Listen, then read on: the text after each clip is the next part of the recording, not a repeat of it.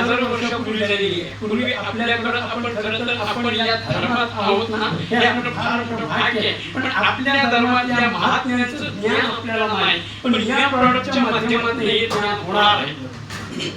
त्याचं कारण असं आहे, पूर्वी चवन नावाचे ऋषी होऊन गेले आपल्याकडे, आणि त्या चवन नावाच्या ऋषींनी काय केलं माहिती का, समस्त जनमानसांच्या आरोग्यासाठी, कारण हे शरीर प्राकृतिक स्वभावाचे आहे, देवाने नॅचरल दिलेले आहे, पंचमहाभूतापासून निर्माण झालेले हे शरीर आहे, ज्याच्यामध्ये पृथ्वी, आप, तेज, वायू, आकाश त्याचं मिश्रण आहे.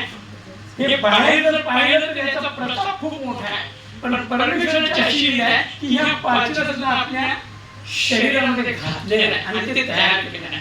परंतु या चवन नावाच्या ऋषींनी एक असा प्राश म्हणजे आपल्या शरीराला जे आवश्यक घटक आहेत, खाण्यायोग्य पदार्थ आहेत. प्राश म्हणजे पदार्थ.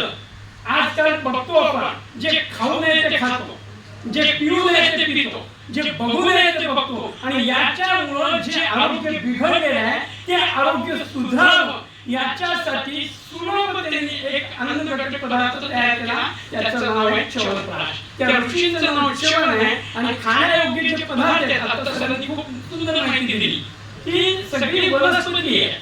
आणि हे जे आयुर्वेदिक प्रॉडक्ट आहे ना, आयुर्वेदिक या शब्दाचा अर्थ असा आहे, आयु म्हणजे जीवन आणि वेद म्हणजे विद्या.